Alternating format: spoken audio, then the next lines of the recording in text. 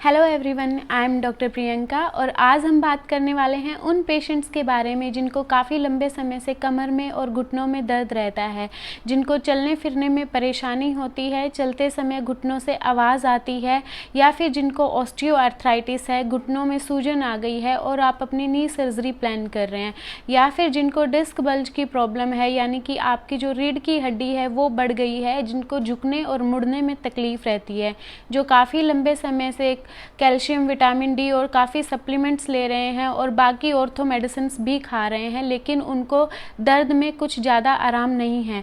तो आज की वीडियो आपके लिए बहुत स्पेशल होने वाली है, क्योंकि इस वीडियो में मैं आपको बताऊंगी कि ये बीमारी आपके शरीर में क्यों होती है और किस प्रकार से आप इनका पूरी तरह से इलाज कर सकते हैं।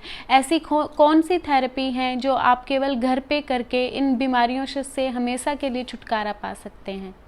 कमर और घुटने हमारी बॉडी के लोअर पार्ट्स होते हैं और हमारे शरीर के निचले हिस्से में वात दोष का स्थान होता है। वात दोष का स्थान मुख्य रूप से तो पक्वाशय को माना जाता है, जो हमारी छोटी आंत का ही एक हिस्सा होता है। वात दोष के प्रकोपित होने के कारण ही हमारे शरीर के निचले हिस्से में बीमारियां पैदा होती है, फिर चाहे वो आपके कमर दर्द हो, घुटनों का दर्द हो, आपके मूत्राशय यानी कि यूरिनरी ब्लैडर से रिलेटेड है, या आपके यूट्रस से रिलेटेड कोई बीमारी है, वो सब वात दोष के प्रकोपित होने के कारण ही होती है। अगर आपको शरीर में और भी कहीं कोई बीमारी है और वो कॉम्प्लिकेटेड हो रही है, तो वो भी वात दोष के प्रकोपित होने के कारण ही होती है। इसीलिए वात दोष को शांत करना बहुत ज़रूरी होता है, और वात दोष को शांत करने के लिए आयुर्वेद में जिस चिकित्सा का वर्णन किया गया है उसे बस्तीकर्म कहा गया है। अगर आपको अपनी इन सब बीमारियों से छुटकारा पाना है और अपनी बीमारियों को कॉम्प्लिकेटेड स्टेज पे पहुंचने से रोकना है, तो आपको सबसे पहले वात दोष की चिकित्सा करनी होगी। यानी कि सबसे पहले बस्तीकर्म को समझना होगा कि बस्तीकर्म क्या होता है और किस प्रकार हमारे शरीर में बीमारियों को शांत करता है या बाहर निकाल सकता है। बस्ती का अर्थ होता है मूत्राशय यानी कि यूरिनरी ब्लैडर। पुराने समय में मरे हुए पशुओं के यूरिनरी ब्लैडर निकालकर उनके अंदर दवाइयां भर के मरीज़ के योनि मार्ग, गुदा मार्ग या मूत्र मार्ग के द्वारा मरीज़ के शरीर के अंदर प्रवेश करवाई जाती थी। लेकिन आज के समय में पशुओं के मूत्राशय की जगह रबड़ या प्लास्टिक के बने हुए इक्विपमेंट्स यूज़ किए जाते हैं, जिनके अंदर मेडिसिन डालकर मरीज़ के शरीर के अंदर प्रवेश करवाई जाती है। मॉडर्न साइंस में या मॉडर्न ट्रीटमेंट में जो अनीमा यूज़ किया जाता है वो भी बस्ती का ही एक प्रकार है, लेकिन उसका जो फंक्शन है, काम है, वो बहुत लिमिटेड है। वो केवल आपकी पेट की सफाई करने के लिए प्रयोग किया जाता है।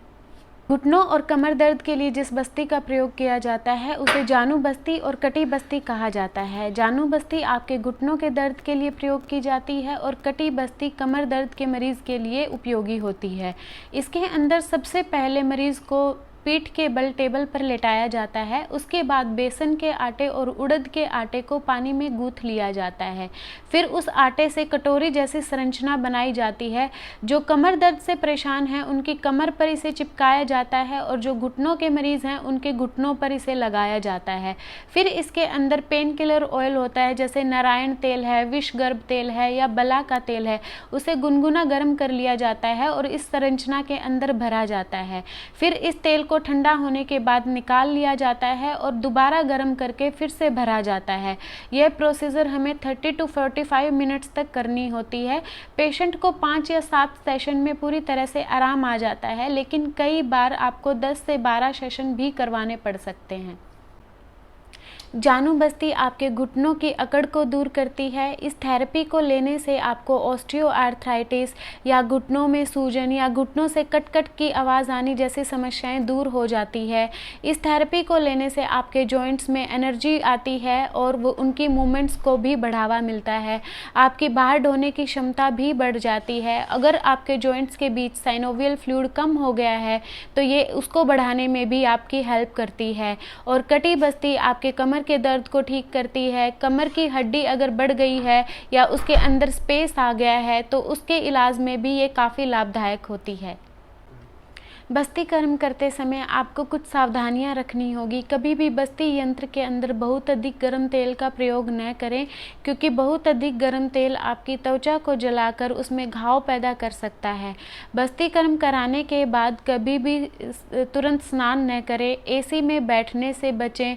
थेरेपी लेने के साथ साथ रोजाना हल्की फुल्की एक्सरसाइज और योगा भी करते रहें, ताकि आपके जॉइंट्स को मूवमेंट प्रोवाइड हो सके। और ये थेरेपी लेते समय कभी भी शराब व धूम्रपान का सेवन न करें, क्योंकि ऐसा करने से आपकी थेरेपी का असर कम हो सकता है। अगर आपको इस वीडियो से रिलेटेड कुछ क्वायरीज़ हैं तो आप मुझे इंस्टा पे डीएम कर सकते हैं या कमेंट सेक्शन में मेंशन कर सकते हैं। I hope you like this video. Thank you for watching.